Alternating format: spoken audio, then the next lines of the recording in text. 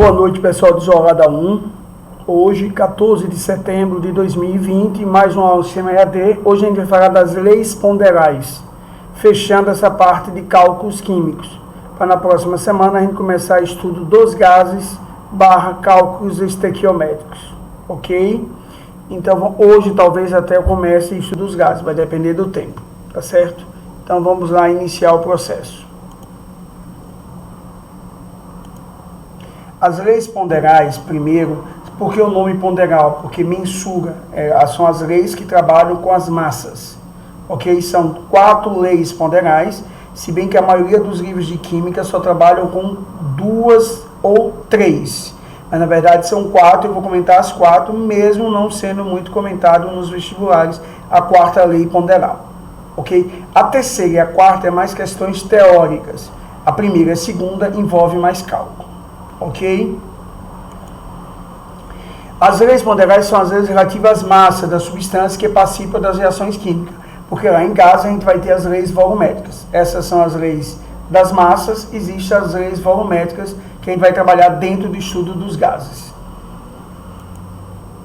Então, as principais leis ponderais são a lei da conservação das massas, ou lei de Lavoisier, a lei das proporções definidas, ou lei de Proust, a lei das proporções múltiplas, ou lei de Dalton, e uma 4ª, que é a lei do Richet, que é a lei das proporções equivalentes, né, que eu comento depois. Então, nós temos 4 leis ponderais. Toda a química, essa parte de cálculo, descobrimento de fórmulas, fórmula mínima, molecular, centesimal, tudo isso decorre dessas leis ponderais. A estequiometria, tudo isso a química só vai vislumbrar. As formas, a água é H2O, o açúcar sacarose é C12, H22 ou 11, a partir dessas leis ponderais. Então foi de extrema importância essas leis na história da química, na evolução dessa ciência, no que tange principalmente a descoberta das fórmulas moleculares, das fórmulas iônicas, a estrutura molecular, a estrutura iônica. E a estequiometria, a relação e a proporção entre as espécies envolvidas numa reação química. Por isso, era de extrema importância todo esse processo.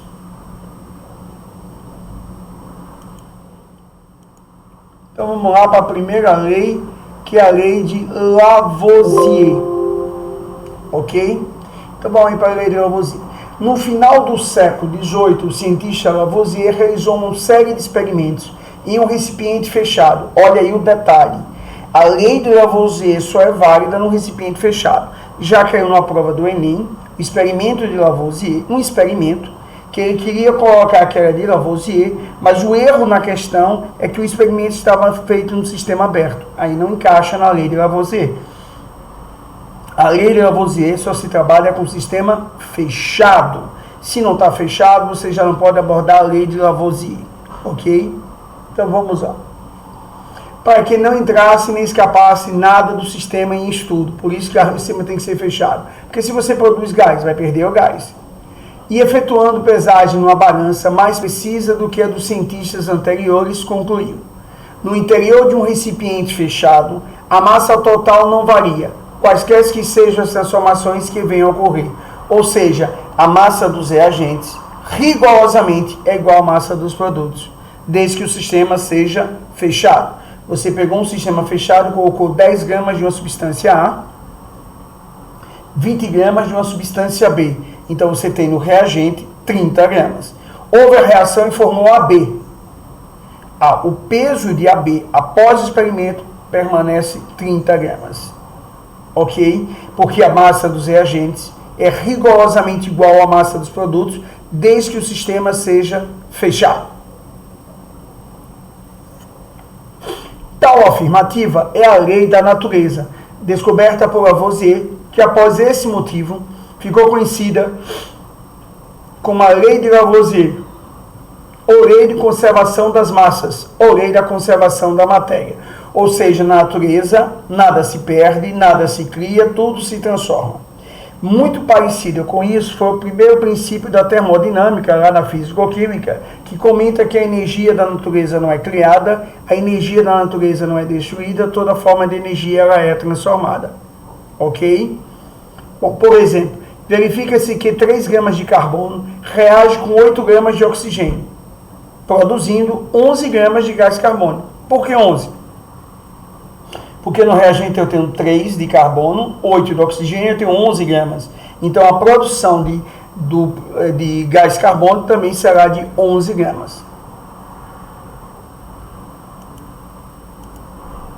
A lei de Lavoisier, portanto, pode ser enunciada também da seguinte maneira: a soma das massas dos reagentes é igual à soma das massas do produto, após a reação do produto. Ou seja, a natureza nada se perde, nada se cria, tudo se transforma. Bom, eu vou fazer experimento usando as duas. Aí vamos aí agora para a lei de Proust. Então, a lei de Lavoisier, eu sempre trabalho no sentido horizontal. Eu faço um experimento isolado do outro. Eu somo as massas dos reagentes, tem que ser rigorosamente igual à soma das massas dos produtos. Isso aí não vai mudar. É a lei de Lavoisier. Agora, um parênteses. Sabiam, no início do século XX, houve o aparecimento da equação da relatividade de Albert Einstein, onde ele coloca que energia é igual a mc ao quadrado. Ora, se energia é igual a mc ao quadrado, c é a velocidade da luz. Então, toda massa que atingir a velocidade da luz ao quadrado, vira energia, certo? Logo, a massa do reagente não seria rigorosamente igual ao do produto, porque numa transformação, a perda de energia, ou seja, a transformação de massa em energia, e essa energia é consumida durante o processo. É verdade. E como é que essa lei ainda está em vigor? Porque a perda de massa na transformação de energia que é envolvida durante o processo é mínima. Por mais que você tenha uma balança de extrema precisão, a perda é na casa de 0,000000001 grama. Na casa de 10 a menos 9, 10 a menos 12. Ou seja, você não tem balanças precisas para perceber essa diferença de massa. Portanto, que até hoje nós usamos a lei de Lavoisier. A massa dos reagentes é rigorosamente igual à massa dos produtos, desde que o sistema seja fechado. É bem verdade que com a chegada da relatividade, da equação da relatividade do Albert Einstein, nós temos uma nova concepção sobre essa lei, que nós acreditamos agora que há uma perda mínima de massa que se transforma em energia durante o processo. Ou um processo de expansão, ou um processo de contração. Na maioria dos processos químicos, há uma quantidade mínima de massa transformada em energia, e essa energia é utilizada durante o processo. Mas, volto a insistir, essa perda de massa é mínima, na casa de 10 a menos 12, ou seja, que traduz que nós não temos instrumentos no nosso dia a dia tão precisos para perceber essa variação de massa, desde que o sistema não seja aberto. Porque se você faz uma reação onde envolve a produção de gases, no sistema aberto, a massa perdida vai ser muito maior. Ok, pessoal? Essa é a chamada lei de Lavoisier. Bom, a lei de Proust ficou definida como a lei das proporções fixas, definidas, constantes. Graças à lei de Proust é que surgiu a ideia e a lógica das moléculas. A gente descobriu que a água, por exemplo, é H2O. O que Proust quer passar para a gente? Ele diz o seguinte, antes que eu leia aí no material. Independente da origem da substância, não importa a origem. Por exemplo, a água. Não importa a origem da água. Não importa a origem. Se ela vem do meu suor, se ela vem da minha saliva, se ela vem da torneira, se ela vem do rio, do mar, do oceano, não importa a origem da água. Os componentes que constituem a água, quais são os componentes? Hidrogênio e oxigênio, guardam sempre uma proporção fixa, definida, constante. Guardam sempre uma proporção fixa, definida, constante, né, entre os átomos que compõem aquela espécie. Por exemplo, no caso da água, são 2 Hs para 1 oxigênio. Isso não muda, é constante, é fixo, é definido. Essa é a ideia da lei das proporções definidas, constantes de Proust. A partir dessa lei, nós descobrimos as formas das substâncias.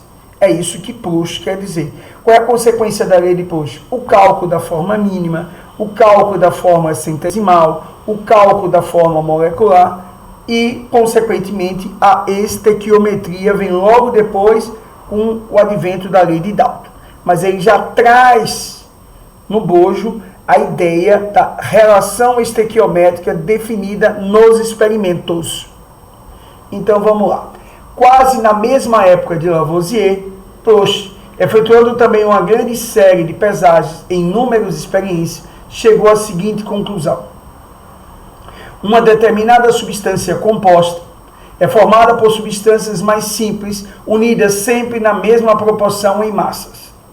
Vamos ver como é que ele está dizendo isso. Por exemplo, observa-se que o gás carbônico, que hoje a gente sabe que é o CO2, é sempre formado por carbono e oxigênio. Verifica-se também que, no primeiro experimento, você usou 3 gramas de carbono, se une a 8 gramas de oxigênio. No sentido horizontal, lei de Lavoisier. Então vai produzir quanto de CO2? 11, porque a massa dos reagentes é igual à massa do produto. Então, no sentido horizontal, eu estou aplicando a lei de Lavoisier, desde que o sistema esteja fechado. No segundo experimento, você dobrou a massa de carbono, usou 6 gramas de carbono. Você dobrou a massa de oxigênio, usou 16 gramas de oxigênio. É lógico que, segundo Lavoisier, 16 com 6 vão dar 22 gramas de CO2. Você vai dobrar a proporção de CO2. Bom, veja que na primeira experiência, a proporção entre as massas é de 3, 8 e 11. Na segunda experiência é de 6, 12 e 22. Nessa última, os números mudaram, mas obedeceram uma relação. 6 é o dobro de 3, 16 é o dobro de 8, 22 é o dobro de 11. Enfim, os números mudaram, mas a proporção é a mesma, como se diz em matemática. Ou seja, se você faz a proporção dessa reação, é sempre fixa. Se eu faço a segunda para a primeira, é sempre 2 para 2 para 2. Ou seja, 1 para 1 para 1, correto? E o CO2 formado, né, é a proporção de 2 oxigênio para 1 hidrogênio, para 1 carbono. Essa conclusão é chamada lei de Proust ou a lei das proporções constantes, fixas ou definidas. As duas leis enunciadas, a de Lavoisier e a de Proust, são denominadas leis ponderais porque falam em massa da substância envolvida. São leis importantíssimas, pois marcam o início, o nascimento da química como ciência, ciência no que você mensura, no que você mede, no que você calcula, no que você prevê. Né? É a tomada da química enquanto ciência do campo das exatas, da experimentação.